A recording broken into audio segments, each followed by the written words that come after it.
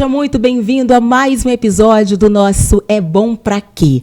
Um episódio que é um espaço para falarmos sobre saúde, sobre qualidade de vida e, é claro, sobre tudo que pode contribuir para que a gente consiga ser cada vez melhor.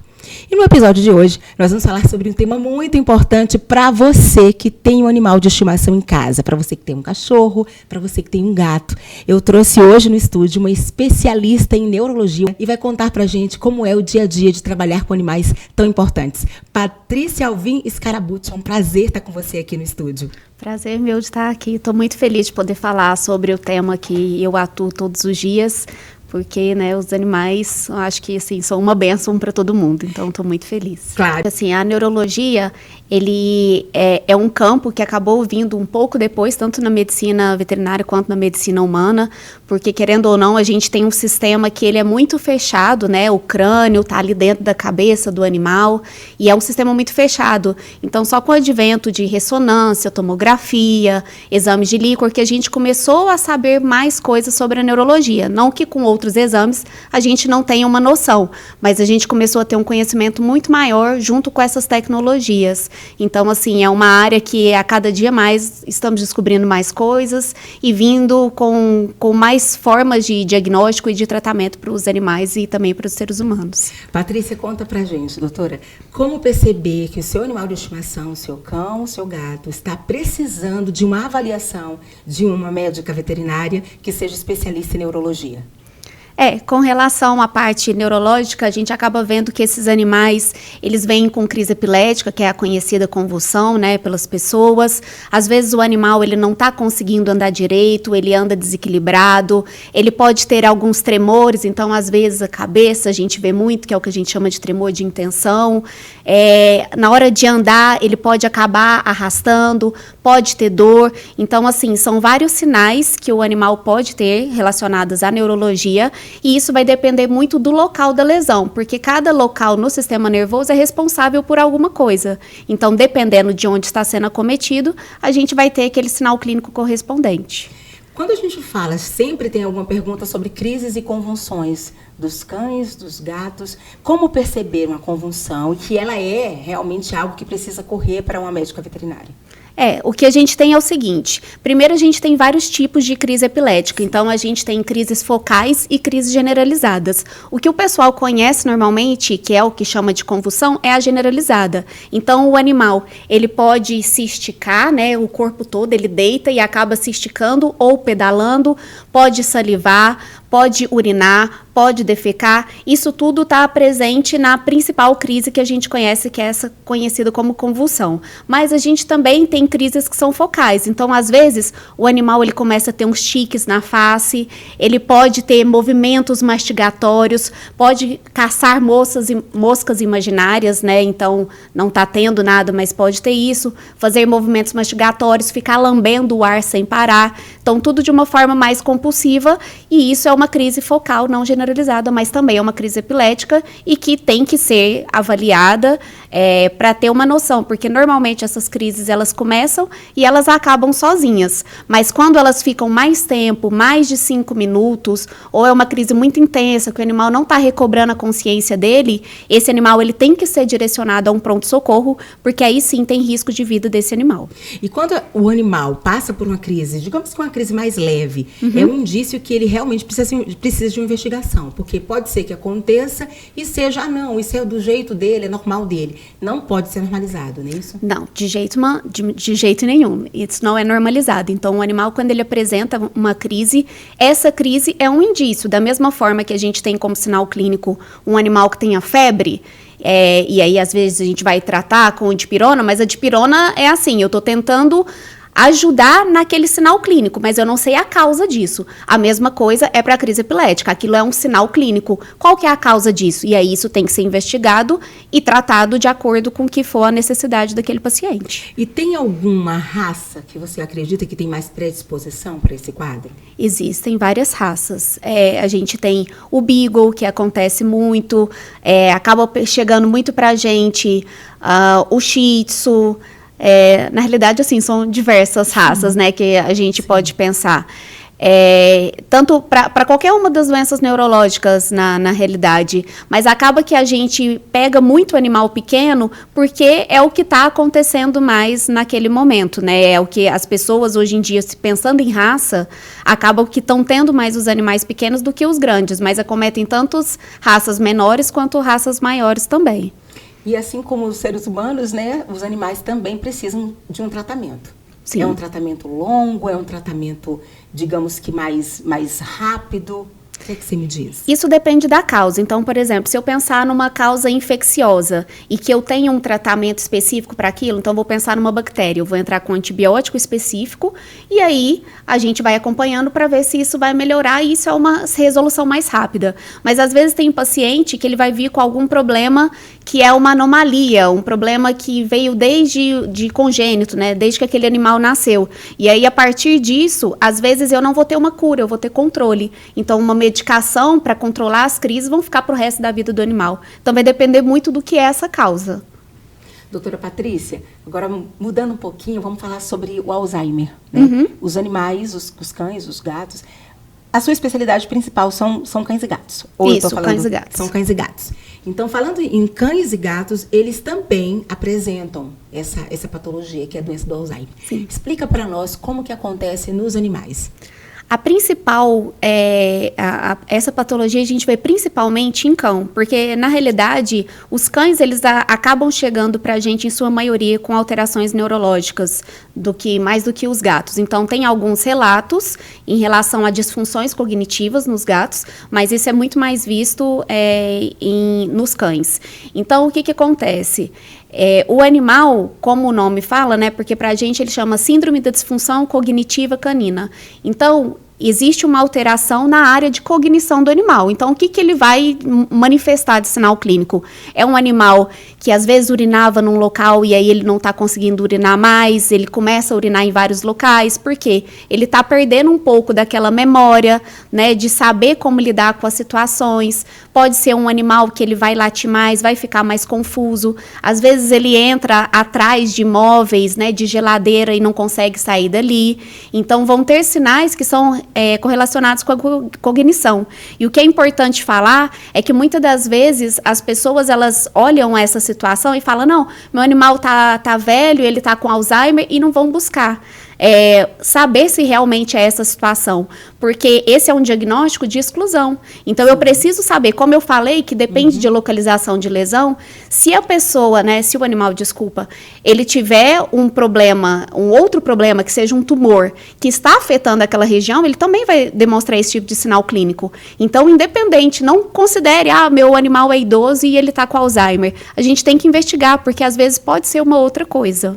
E quais são as medidas? Quando o tutor procura por uma doutora, procura por você, que é uma doutora que atua nesse ramo, né? A maior parte dos seus pacientes, tanto cães quanto gatos, focados na área de neurologia. Sim, hoje eu atuo 100% com neurologia, não atendo nenhuma outra área. Então, isso. É neurologia de cães e gatos. Então, quando o tutor chega procurando por você, pelo amor de Deus, me ajuda, quais são as orientações que você passa para eles? Eu sei que depende de cada caso, mas para manter a calma, quais são as principais orientações? Pensar que, assim, a primeira coisa realmente é a gente manter a calma e tentar identificar todos os padrões possíveis. Então, meu animal, ele teve um sinal clínico. Foi um sinal clínico isolado? Aconteceu junto com alguma outra coisa? Então, por exemplo, aquilo que a gente falou de crise epilética. O animal, ele pode ter um gatilho no estresse. Então, às vezes, chegou uma pessoa diferente na casa, teve uma mudança de ambiente e isso pode desencadear, não que seja a causa, mas pode desencadear, por exemplo, uma crise epilética. Então, a gente tenta observar padrões e, se possível, hoje em dia, como a gente tem o celular, filmar, porque aí eu consigo ver exatamente o que o tutor também está vendo, né? Então, eu acho que essas são as principais medidas que o tutor poderia fazer para poder ajudar no diagnóstico e nessa investigação, né, que a gente acaba fazendo. Agora, em relação aos gatos, eu falo de gato que você também, além de ser, né, uma excelente profissional, você também é tutora aí são 6 gatinhos? 6? Eu tinha 7 gatos, agora eu estou com 5 gatos. 5. Sou apaixonada. Eu vi as fotos, depois eu vou mostrar para vocês, 15 gatinhos maravilhosos. Conta pra gente, e os gatos? quando o assunto é um problema neurológico, a gente já conversou aqui, já entendeu que é mais nos cães. Mas quando o assunto são dos gatos, quais são os problemas neurológicos mais comuns que você pode apresentar para nós? O que a gente vê muito em gato é problema infeccioso. Então, tem uma doença que chama peritonite infecciosa felina, que é o que a gente mais vê acometendo os gatos, e que até antes do Covid era uma doença em que tinha 100% de letalidade, o animal ele vinha a óbito. Só que quando eles começaram a fazer pesquisas, porque ele também vem de um coronavírus, conseguiram achar uma medicação que está fazendo com que os animais sobrevivam. Então, isso aconteceu depois desse problema do Covid. Exatamente. Então, assim, foi uma coisa muito ruim que aconteceu em relação ao Covid, mas para a gente, para a área da neurologia de gatos, isso deu uma ajudada boa. Então, isso acontece, eu acho que, assim, é o principal que a gente vê de problema neurológico. Vê também linfoma. E isso pode acometer, a gente pensa às vezes linfoma, um animal que vai estar mais velho, mas nos cães, um animal com 7 meses de idade pode apresentar linfoma. Então, perceber, algumas coisas são realmente diferentes, né, do que a gente vê no cão e do que a gente vê no gato. E a gente não tem uma casuística tão grande do gato. Realmente o cão gato, é mais. Não sei se é uma impressão minha, mas o gato, por ser aquele comportamento, aquele temperamento típico de que ninguém manda na minha vida, ele tem particularidades que talvez seja mais difíceis de diagnosticar algum problema de saúde do que o cão. Estou falando alguma bobagem? Não, é difícil porque o gato, como ele no ambiente dele, ele, por mais que ele seja predador, ele também é presa. Então, ele tende a esconder um pouco os sinais clínicos e aí, às vezes, fica mais difícil da gente diagnosticar. Por outro lado, ele acaba sendo mais sensível. Então, por exemplo, um gato que fica 1, 2 dias, a gente já começa a ficar muito preocupado porque ele pode desenvolver outros problemas, que é o que a gente chama de tríade felina. Então, ele pode ter problema no fígado, no pâncreas, na região do trato gastrointestinal, coisa que o cão não faz. Então, é mais difícil, às vezes, dele demonstrar, mas nele é mais arriscado. Então, o tutor ele tem que ficar muito atento aos sinais. Quando você fala do cão, do gatinho, né, do gato, que é mais reservado, que a gente já conhece esse comportamento, né? Quem conhece, eu também já tive vários gatinhos, vários gatos. Tem até um amigo meu que ele fala assim, Aline, o meu gato, ele talvez você pode corrigir tranquilamente, porque é uma fala que às vezes é até popular, quando o gato está muito reservado, não gosta de conversar, não gosta de interagir muito. E o gato, ele fala assim, o meu gato, eu tenho certeza que o meu gato tem autismo. E aí eu vou perguntar para uma doutora veterinária, especialista, doutora em todos os aspectos em relação a cães e gatos, voltados para esse segmento da neurologia, e eu vou te perguntar, é verdade que é possível que tenha um cão ou um gato que apresente autismo? Então, essa é uma situação um tanto polêmica, sim, porque veio à tona, acho que tem alguns anos para cá, que as pessoas começaram a relatar essa questão do autismo, principalmente em gatos. Sim. E, na realidade, saíram, acho que, 3 artigos por volta ali de 2024, 2025, mas, assim, sinceramente, eu não acredito muito nessa situação, tá? Certo. E aí, eu acho que é muito cedo para se falar alguma coisa. Então, estão investigando essa situação, mas eu acho que o alarde está muito além do que é possível falar atualmente. Perfeito. E a doença do disco invertebral? Existe? Isso. E aí, chegou para mim, quando eu falei que ia entrevistar a médica veterinária, chegou essa pergunta para mim, a respeito dessa condição, se tem raças que são mais afetadas, e explicar um pouquinho sobre essa doença. Sim. A doença do disco intervertebral, ela é a hérnia de disco que a gente conhece no ser humano. Então, da mesma forma, existem 2 tipos, mas que o que acontece? Então, as vértebras, elas são, entre elas, existe um disco, que é cartilaginoso, e que esse disco, ele pode, né, porque no meio passa a medula, esse disco, ele pode se romper ali e acabar pegando a medula, tá? Que é isso que acontece também no ser humano. Então, existem raças predispostas, o que a gente tem principalmente é o Dachshund, que as pessoas conhecem como Basset, Salsichinha, Cofap, sim, mas o nome dele mesmo é Dachshund. Isso acontece bastante. E a gente também tem os bulldogs, que eles têm um problema de má formação e que acaba predispondo até esse tipo de alteração. Então, acho que são os principais. Claro que existem mais, e também o peso, um animal que é obeso tem uma chance maior, mas esses são os que são os principais da doença. Da doença. Tiques nervosos e tremores é um determinante que o cão ou que o gato pode estar apresentando um problema neurológico ou pode ser encarado como algo comum? Normalmente tem alguma coisa a ser investigado. Existe também na questão comportamental, se às vezes o animal ele está demonstrando, né, o que eles falam do comportamento compulsivo, isso também pode acontecer com os animais. Mas na maioria das vezes o que a gente acaba vendo é ter ou algum problema ortopédico de dor, em que o animal acaba demonstrando, né, algum tremor por dor muscular, ou talvez realmente porque está tendo um problema neurológico. Então, aquilo que eu falei, né, que às vezes o animal ele faz assim com a cabeça, que é o tremor de intenção, eu sei que é um tipo de tremor que acontece numa região específica, que é o cerebelo, que está dentro do crânio. Então, é melhor investigar, porque normalmente está envolvido com alguma dessas questões. Doutora Patrícia, e o AVC, quando se trata de cães e quando se trata de gatos? A gente sabe que, né, nos seres humanos a complexidade, existem várias formas de, além da prevenção do AVC, nós também temos medidas que precisam ser tomadas urgentemente, não dá para esperar. Né? Já tem vários protocolos que sabem que tem um período, que tem os sinais que identifica que nós, né, que os seres humanos estão apresentando o AVC. E nos cães e gatos, existem sintomas que demonstram esse gatinho, esse cãozinho está tendo um AVC?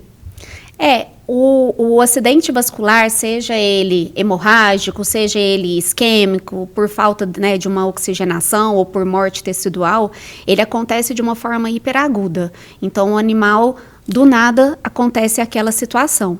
E aí, aqueles primeiros momentos de 48 a 72 horas são cruciais, porque ou o animal ele vai ficar muito ruim e pode ir a óbito, ou então, a partir daquilo, ele começa a ir melhorando. E é claro, né, fazer fisioterapia, acupuntura, tem vários métodos para poder ajudar em reabilitação. Mas esse primeiro momento é extremamente importante. E principalmente também falando que a gente tem que ter acompanhamento não só da parte neurológica, mas também avaliar a questão cardiológica, porque às vezes tem um aumento de pressão que está desencadeando isso. Então, acaba que a neurologia ela atua junto com outras especialidades. Perfeito. Como deve ser, né? Porque aí um encaminha para o outro, cada um... O bom que a medicina veterinária, ela também avançou, né? Antigamente era só médico veterinário. Hoje, como a gente já conversou em outros momentos, existem médicos especialistas para várias coisas dentro da medicina veterinária.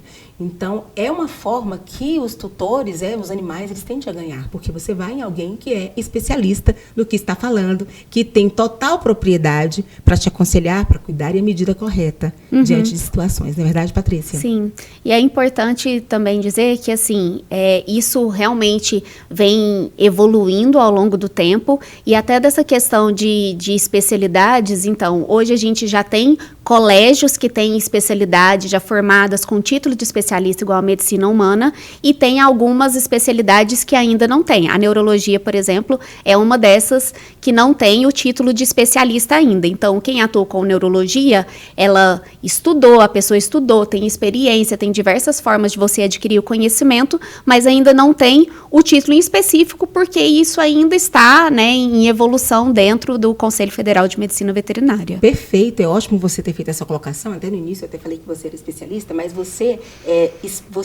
estudou, mas ainda não existe este título. Não existe. Não é verdade? Não existe claro, no Brasil. No dia que existir, você já está lá encabeçando as profissionais competentes do Brasil. E é isso que nós aqui em Uberlândia temos aqui conosco, essa médica maravilhosa que atua com muito amor, que atua com muita dedicação e aprofunda sempre quando o quesito é a saúde neurológica. A saúde neurológica cabe, né? A saúde neurológica do seu cão e do seu gatinho. E aí, para o tutor que está nos vendo e nos ouvindo agora, quais são as prevenções que você orienta para vários problemas neurológicos dos cães e dos gatos, Patrícia? Eu acho As que... medidas de prevenção. Eu acho que a primeira não tem como não falar em relação à alimentação, né? Então, claro que às vezes o animal ele vai ter um problema genético, existem outros fatores, mas a alimentação... nós temos hoje nutrição também, essa especialidade na veterinária, então a pessoa, ela pode sim dar um alimento caseiro desde que controlado e observando o que está acontecendo, de que forma que está sendo dada, e também nós temos rações muito boas no mercado e que é completamente balanceado, então isso é importante porque uma desnutrição, uma nutrição ineficiente pode fazer com que o animal desenvolva esse problema. Outras questões também é de você estimular aquele animal com brincadeiras, com maneiras de enriquecimento ambiental, com que faça ele pensar, ele ter que achar soluções para problemas dele. Então, tudo isso vai fazendo com que o animal ele tenha uma vida melhor como um todo. E isso, querendo ou não, atinge também todos os sistemas, eu acredito, né? Patrícia, e aí quando a gente fala sobre tristeza, quando a gente fala sobre agressividade, muitas vezes a pessoa pode achar que está associada a um problema neurológico, mas pode também ser um problema que é de cunho psicológico mesmo, que não tem psicológico uma coisa e neurológico outra, né, Patrícia? Sim. Então, o que você fala a respeito disso? Alguns comportamentos de agressividade repentina, que a pessoa, o tutor pode pensar assim, não, ele não está normal, ele não está bem, pode ser que seja um problema neurológico, mas às vezes é um problema comportamental mesmo, voltado a algum sentimento, como é que você explica isso? Isso entra até dentro do que eu te falei, do que o tutor ele tem que observar. Então, ele tendo aquilo do que é o padrão, do que está acontecendo na vida do animal, ele consegue começar a diferenciar esse tipo de coisa. Então, sim, um animal que ele fica mais agressivo, existe ali em região de amígdala, dentro do cérebro daquele animal, né, falando do encéfalo do animal, tem essa região que se tiver afetado, o animal ele pode ter agressividade, mudança de comportamento. Então, isso está relacionado com questão neurológica. Mas, se você for pensar, um animal que é um animal de porte grande, ou é um animal que ele é mais agitado, e ele fica dentro de um canil, fechado, sem ter interação com outros animais, com outros seres humanos, já que o cão é um cão de matilha. Acaba que eu falo muito de cão, mas é porque é o que a gente mais vê, tá? Cão, mas ela tem gato, viu, gente? Cão, mas na casa dela tá cheio de gato. A gente acaba falando cão, mas é porque é o que vem muito, tá? Mas vocês levam pros gatos também, tá bom? Então, assim, até me perdi aqui agora um pouco. Pode ficar à vontade. Então, assim, existe essa situação, mas imagina, se o animal ele fica ali fechado, ele não tem recurso, ele vai começar a ficar igual uma pessoa ficaria, né?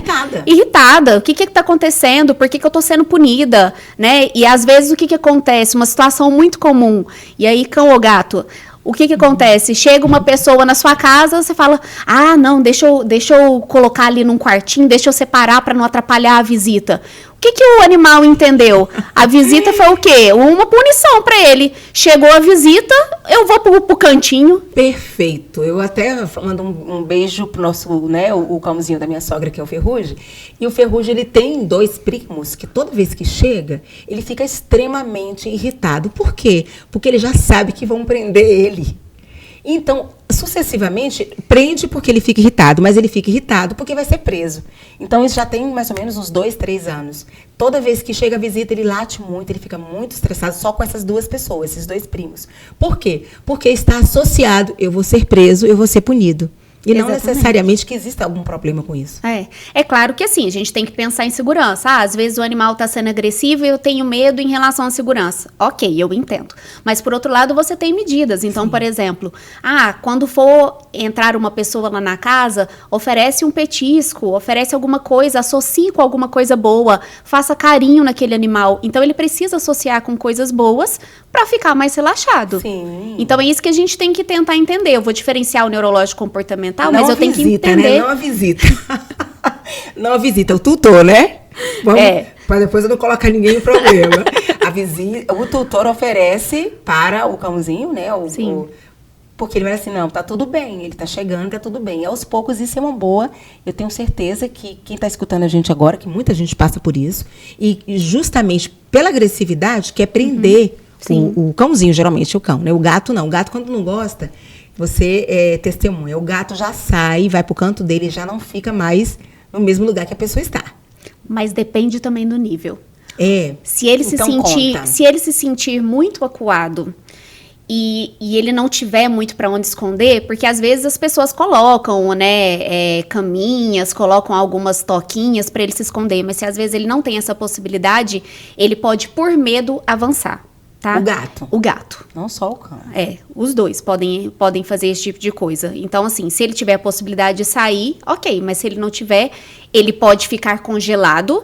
E isso tem que tomar muito cuidado em relação ao gato, porque não é bonitinho. Porque o gato ficar congelado, ele pode entrar num estágio de muito, muito medo e, inclusive, ir a óbito. Então, tem que tomar cuidado com o nível de estresse desse animal. E é isso. Então, assim, se ele pode também atacar um ser humano da mesma forma. Só que, então, ele tem que ter o jeito dele fugir, né? Dele conseguir ficar em paz, né? Pra que isso não ocorra, né? Patrícia, agora vamos falar um pouquinho sobre essa Patrícia, a doutora Patrícia Alvim Scarabucci. Essa menina, que é uma mulher hoje, e que está vivenciando dia a dia essa profissão tão linda, tão maravilhosa. Conta pra gente como que surgiu o desejo de ser uma médica veterinária e se especializar tanto, né? Sim. Passar pela graduação, passar pelo mestrado, passar pelo doutorado, quer dizer, é muito amor envolvido. Conta pra nós como que surgiu o desejo.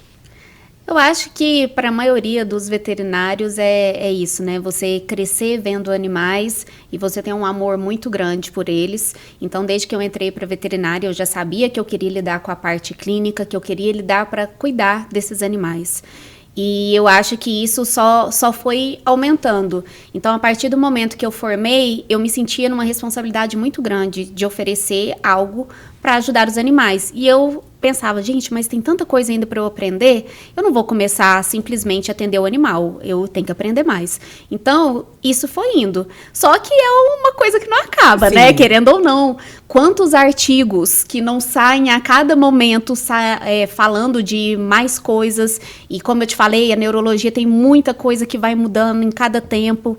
Então, não tem como a gente parar. O tempo inteiro vai tendo mais coisa para poder aprender, né? E isso... Foi puxando, foi puxando, não tem como. Patrícia, a neurologia veterinária não é tão comum. Como é que você foi parar na neurologia? Aí começa um pouco na graduação. Sim. Eu já gostava muito, achava muito interessante, mas eu tinha medo. Eu falava, nossa, tem que saber muito, tem que ser muito inteligente. A gente fica com esse receio. E os alunos da veterinária, eles têm muito isso. Eu não sei se na medicina humana também acontece isso. E aí, na minha graduação, o meu trabalho de conclusão de curso foi em comportamento animal. E aí eu fiz estágio em comportamento animal e eu comecei a ir na clínica, né, porque era aquilo, tinha pós-graduação em clínica, que era geral. E aí eu fui vendo como que era a parte da neuro e cada vez eu ia mais em eventos, em congressos e simpósios e eu queria saber mais da neuro porque eu acho uma área linda, assim. Mas é muito bonita, é muito bonita mesmo. É muito gratificante. É difícil porque todos os sinais clínicos da neuro são sinais que assustam muito os tutores, mas é muito gratificante o jeito que você lida com o animal, né?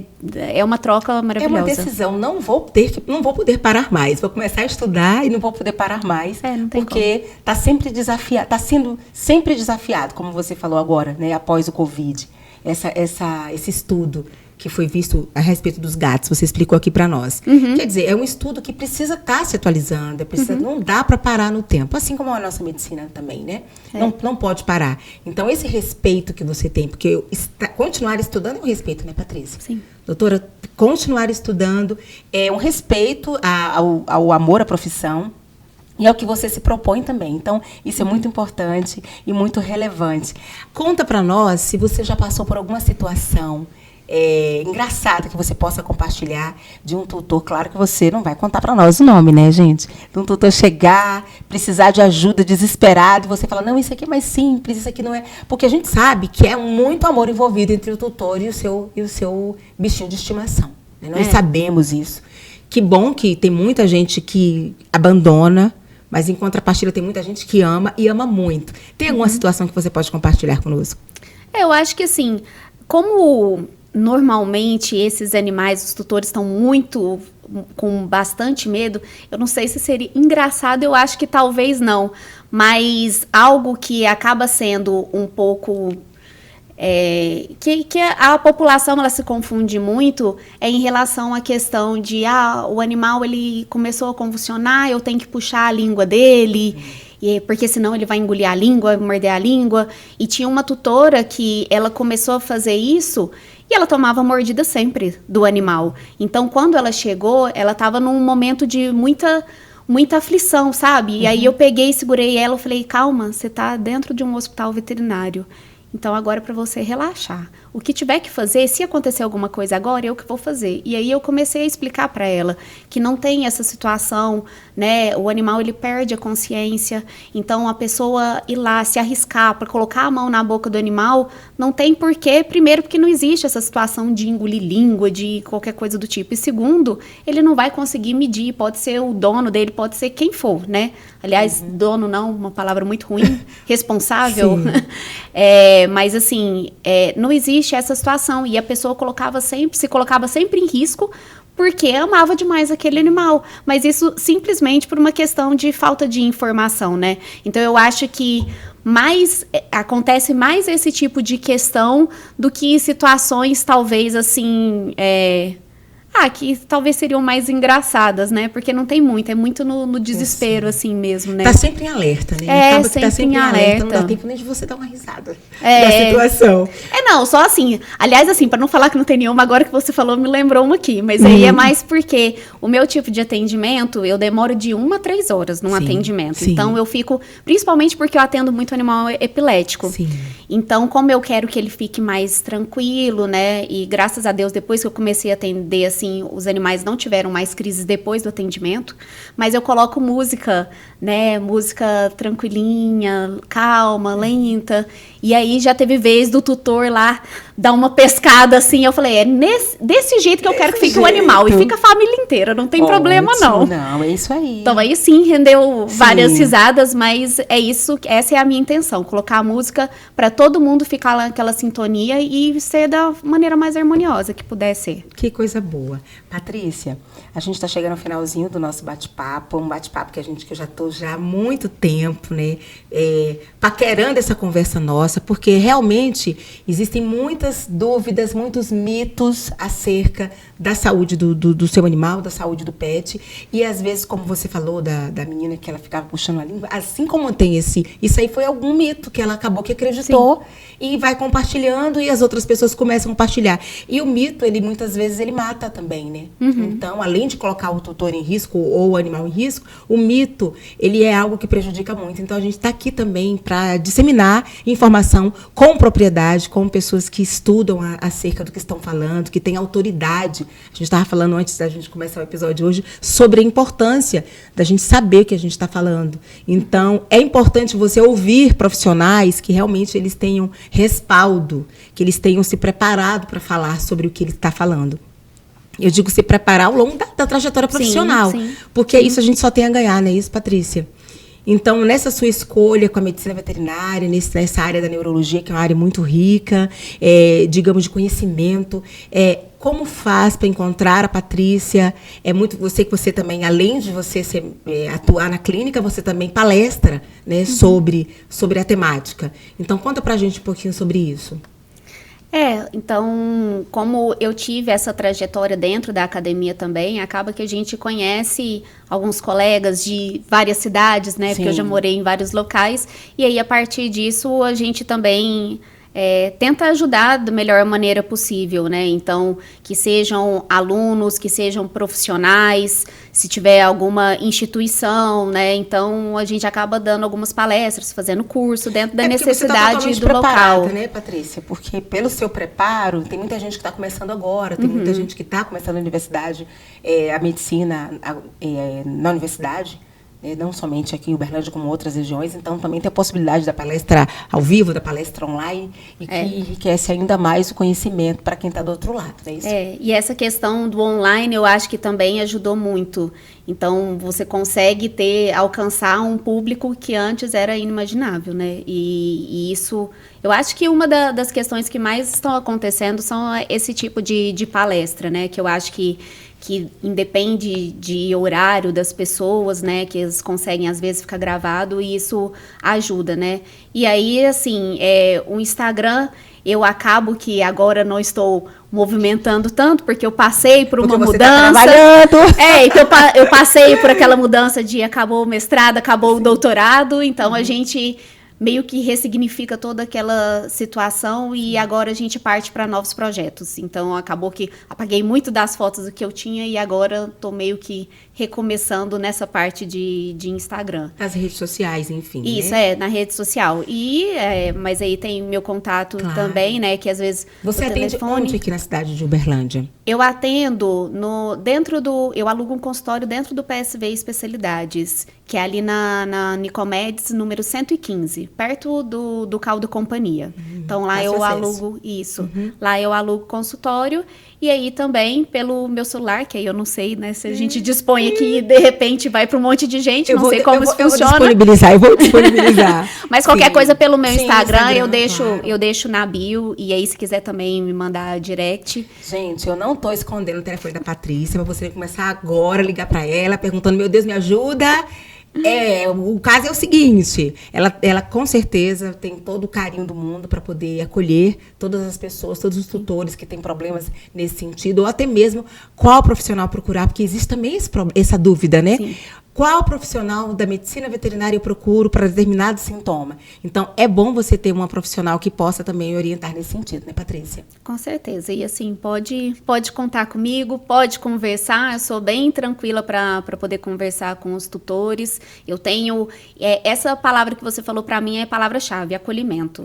Eu tenho meus animais, como você mesmo relatou, e quando eu tive os problemas, ainda eu sendo veterinária, o que eu mais sentia falta era de acolhimento. Então, eu tenho noção de como isso é importante para um tutor. E isso, para mim, é chave para conseguir ter um relacionamento bom e para conseguir ter uma terapia eficaz para aquele animal. Excelente. Patrícia Alvim Scarabucci, doutora Patrícia Alvim Scarabucci, foi um prazer ter você aqui no nosso É Bom Pra Quê?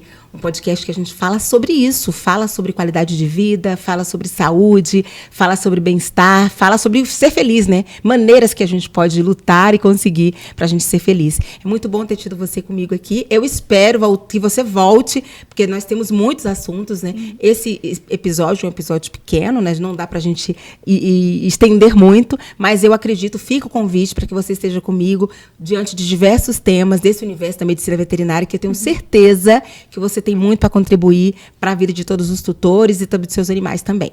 Muito obrigada, um prazer muito grande estar aqui com você, é uma honra estar aqui. Você faz um trabalho que é excelente e estou muito feliz de estar aqui junto contigo. Obrigada, eu estou muito, muito feliz em você ter recebido esse convite, encontrado um espaço na sua agenda para você estar aqui, mas eu tenho certeza que o que nós falamos hoje será compartilhado por muitas pessoas. Você que está aí ouvindo esse episódio, compartilhe com aquele seu amigo, com a sua amiga, com sua família, porque são informações precisas que a gente precisa saber. Muito obrigada pela sua participação. Você que acompanhou a gente até agora, um grande beijo. Começando aí 2026 em grande estilo com essa doutora maravilhosa. Eu espero contar com você nos nossos próximos episódios. Um grande beijo e até lá.